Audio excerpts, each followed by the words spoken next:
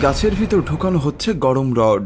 গাছটির নাম হচ্ছে আগর। প্রথমে এই গাছে গরম রড ঢুকিয়ে ছিদ্র করা হয়, কেউ বা আবার ড্রিল মেশিন দিয়ে ছিদ্র করে। এরপর বোতলের মধ্যে এক প্রকার লিকুইড ভরে গাছগুলোর মধ্যে ফাঙ্গাস ইনজেক্ট করা হয়, যাতে করে গাছে ফাঙ্গাস লেগে যায়। তারপর গাছটির ভিতরে যখন এমন কালো হয়ে যায়, তখন এভাবে ছোট ছোট টুকরো করে কালো অংশটি কেটে নেওয়া হয়। আর এই ছোট্ট কাঠের টুকরোগুলোই সোনার দামে বিক্রি হয়, কারণ এটা দিয়ে অনেক দামি সুগন্ধি কিংবা মেডিসিন তৈরি করা হয়। শুনতে অবাক করা মনে হলেও এই কাঠ সত্যি স্বর্ণের মতো মূল্যবান। এরকম কয়েক ধরনের কাঠ রয়েছে, তবে সেগুলোর মধ্যে অন্যতম দামি কাঠের নাম আগর। তবে এখন বাংলাদেশেই আগর কাঠ থেকে আতর উৎপাদন হচ্ছে, এমনকি ব্যক্তিগতভাবেও অনেকেই আগর চাষ করছেন। শুধু তাই নয়, দেশেই তৈরি হচ্ছে বিশ্বের সবচেয়ে দামি আতর। মৌলভীবাজারের বড়লেখা উপজেলার সুজানগর গ্রামের প্রায় সব মানুষ আগর আতর শিল্পের সাথে জড়িত। বাড়ির আঙিনা থেকে শুরু করে সব জায়গায় সারি সারি আগর গাছ। আতরের কাঁচামাল হিসেবে ব্যবহার করা হয় আগর গাছের কাণ্ড, ডালপালা কিংবা পাতা। এগুলো সরাসরি সুগন্ধি নয়, সুগন্ধি মূলত এর পচা অংশ। আগর গাছের বয়স 6 থেকে 7 বছর হলেই পুরো গাছে 1 ইঞ্চি পরপর ঢোকানো হয় পেরেক। তখন গাছ থেকে এক ধরনের কষ বের হয়ে পেরেকের চারপাশে জমা হয়। সেই কষে ছত্রাক আক্রান্ত হয়ে ধারণ করে কালো রং।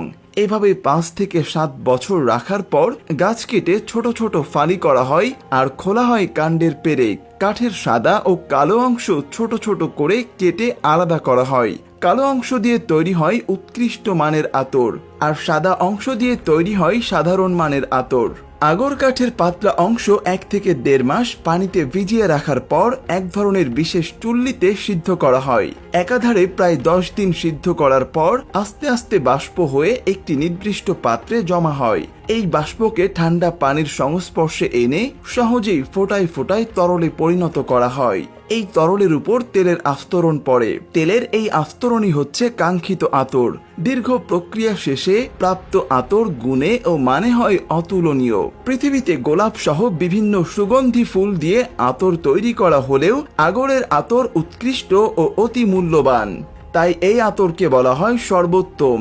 লিটার প্রতি এই আতরের মূল্য কয়েক লাখ টাকা পর্যন্ত হতে পারে। মধ্যপ্রাচ্য সহ বিভিন্ন দেশে রপ্তানি করা হয় এই আতর। এছাড়াও সুগন্ধি কাঠ হিসেবে বিদেশি রপ্তানি করা হয় আগর কাঠ। প্রতি কেজি সুগন্ধি আগর কাঠ প্রায় 2 লাখ টাকায় বিক্রি করা হয়। মধ্যপ্রাচ্যের বিভিন্ন দেশের মানুষেরা আগর কাঠ জ্বালিয়ে সুগন্ধি ধোঁয়া উৎপাদন করে থাকে। সমস্ত মুসলিম বিশ্বেই আগর আতরের রয়েছে বিশেষ কদর। একটি পূর্ণাঙ্গ আগর গাছ হতে 20 থেকে 22 বছর পর্যন্ত সময় লাগতে পারে।